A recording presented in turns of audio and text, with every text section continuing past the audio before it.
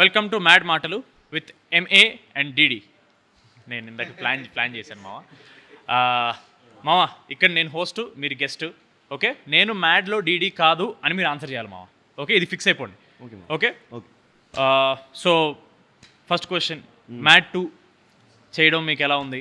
అలాగే మ్యాడ్ 1కి మ్యాడ్ 2కి ఇంత దూరం తీసుకొచ్చింది ఇలాంటి క్వశ్చన్స్ అడగడానిక? పదమా వెళ్ళిపోదాం మనం. ఇలాంటి జనరల్ క్వశ్చన్స్ అడగను అని చెప్తున్నారా? తొత్తర ఆపుకోరా సరే, మన క్యాండిడేట్ మామ. దిస్ ఇస్ ఫోన్ సైలెంట్లో పెడతా కొంచెం. బాగానే ఎక్స్ట్రా. ఫస్ట్ కళ్ళజోడు తీరా నువ్వు. అంటే ప్రమోషన్స్ లో కొంచెం స్ట్రెయిన్ అయిపోయి పాడితే మైక్ నోటుకి వెళ్ళిపోద్ది. కళ్ళజోడిది ఫస్ట్ నువ్వు. Okay. So hello everybody, mad మాటలు with MA and DD. This is a completely unfiltered, unscripted, fully interesting podcast. Fully interesting podcast. Sorry, మాకు అలవాట్లేదు, ఏ కెమెరా చూడకూడదు అర్థం కావట్లేదు, ఆ కెమెరా నేను చూడాలి. సో ఫస్ట్ క్వశ్చన్, టీజర్కి రెస్పాన్స్ ఒక రేంజ్లో వచ్చింది. సో మీకు హౌ డస్ ఇట్ ఫీల్? అలాగే ఎంత ఇచ్చారు వ్యూస్కి? చెప్పడం నాకు ఎవడేం చెప్పట్లేదు. మనకి చెప్పట్లేదు, బట్ నిజంగా జెన్యున్ వ్యూస్ అని అనుకుంటాను నేనైతే. జెన్యున్ వ్యూస్ అయితే బాగుంటుంది. కింద కామెంట్లో కూడా ఆఫ్ కోర్స్ మనం ఏ పోస్ట్ పెట్టినా ఫస్ట్ కామెంట్ వీడి 12 అప్డేట్, వీడి 12 అప్డేట్, వీడి 12 అప్డేట్, ఫస్ట్ అది ఉంటుంది. బట్ ఇట్స్ ఓకే, అది కూడా మంచి ఉన్నాయి కాబట్టి. దాని తర్వాత మ్యాడ్ 2.0 లోడింగ్, వీఆర్ వెయిటింగ్, ఇలా చాలా మంచి మంచి కామెంట్స్ రావడం వల్ల మైక్ ఇలా పెట్టాలా ఇలా పెట్టాలా ఎలా ఓకేనా? ఇంకెక్కడ మీ ఇద్దరిది స్ట్రైట్ ఉంది కదా, చిన్న డౌట్ వచ్చింది. నేనే ఏదో న్యాచురల్గా ట్రై చేస్తున్నాను, నాకే క్లారిటీ లేదు ఏం చేస్తున్నాను. నెక్స్ట్ క్వశ్చన్, మ్యాడ్ 1 ఫ్లూక్లో ఆడేసిందని బయట టాకు 2-3 అంటున్నారు. మరి దానికి మీ రెస్పాన్స్ ఏంటి? ఫ్రాంక్గా మాట్లాడుకుందామా. ఫ్లూక్లో మన ముగ్గురం ఫస్ట్ సినిమా, మన ముగ్గురిది ఫస్ట్ సినిమా. మన ముగ్గురం ఫస్ట్ సినిమా చేసినప్పుడు ఫ్లూక్లో ఆడడం అనేది ఇంపాసిబుల్ ఇన్ మై ఒపీనియన్. మన ఫ్రెండ్షిప్ బయట ఎలా ఉందో స్క్రీన్ మీద ట్రాన్స్లేట్ అయింది కాబట్టి I believe it worked well for the film.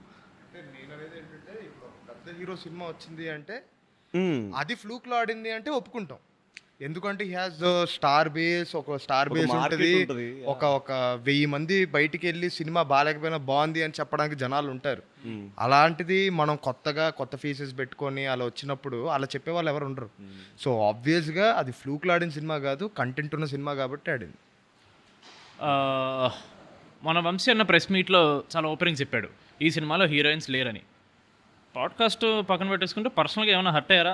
అరే హీరోయిన్స్ లేరేంటి అలాంటి విషయాలు ఆడ హర్ట్ అవుతాయి. పర్లేదు చెప్పాం. అరే మావా, ఫస్ట్ పార్ట్లో నా హీరోయిన్ లాస్ట్ వరకు రాదురా, నేను చాలా హర్ట్ అయ్యారా. ఎక్సైట్మెంట్ చూడలేదు మామ, చిన్న ముక్కకే మన దాంట్లో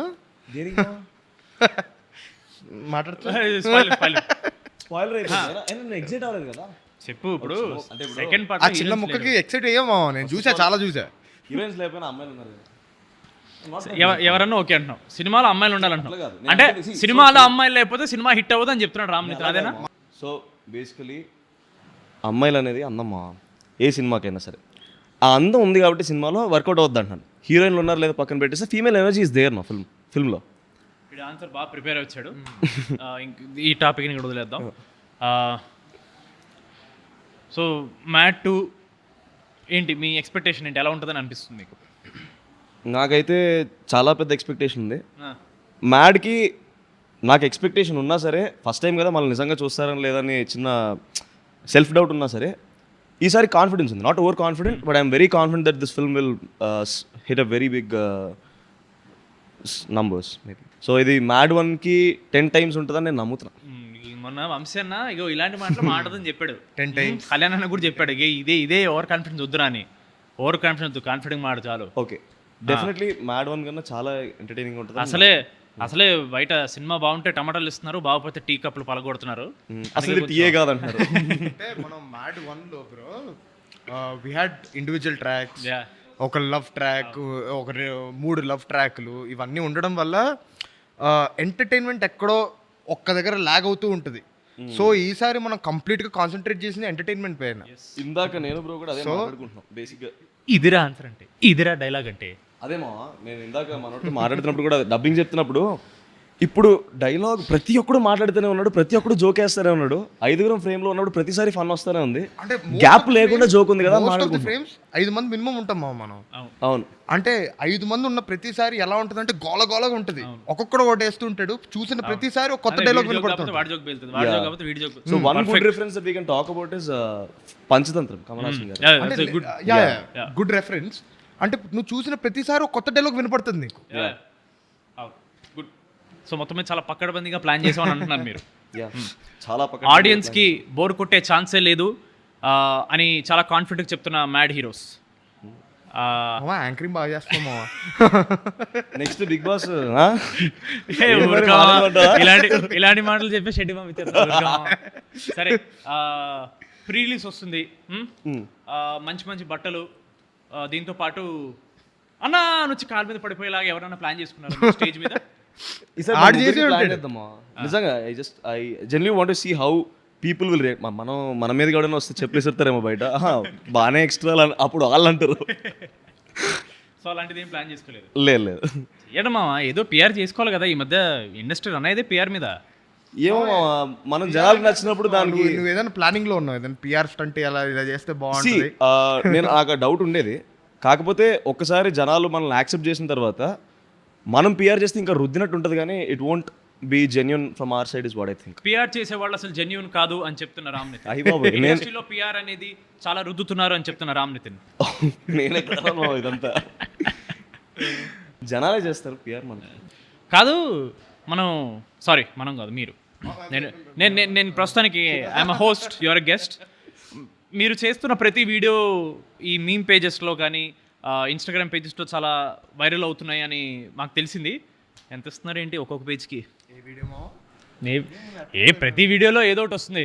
మొన్న ఆ గ్రాక్ వీడియో చేసాము. అవును, ఆ గ్రాక్ వీడియో బాగా వర్కౌట్ అయింది. చాలా బాగా వర్కౌట్ అయింది.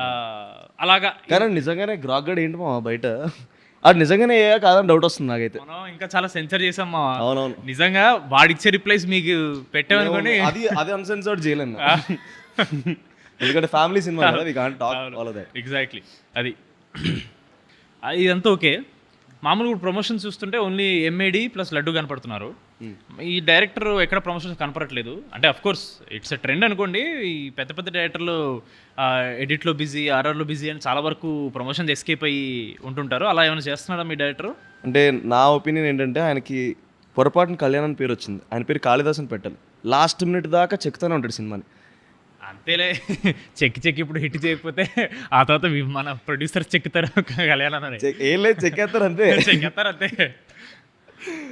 సో యా, ఈజ్ అ పని రాక్షసుడు అంతే, ఇంకా అంతకన్నా ఏం చెప్తాం. మరి నువ్వేం చేస్తున్నావురా? నేను కొంచెం సుఖపడతాను మా అమ్మ, సుఖ పురుషుడు.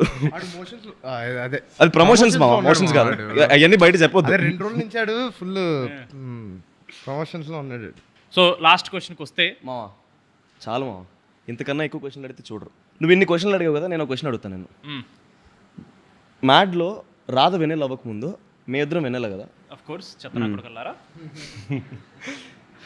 2 వెన్నెలలో ఏ వెన్నెల ఇష్టం? ఓకే బాయ్ చెప్పకూడదు. అంటాడు, అదే అంటాడు. కాదు, ఆన్సర్ చెప్తా. పండు వెన్నెల జాబిలి, ఎవ్రీబడీ నిండు వెన్నెల జాబిలి. ఇలా ఉంది పరిస్థితి. ఓకే మనం చెప్తాం మా. Okay bye. Mad Square releasing on March 28th. తప్పకుండా వెళ్ళి చూడండి. Okay bye. బాయ్.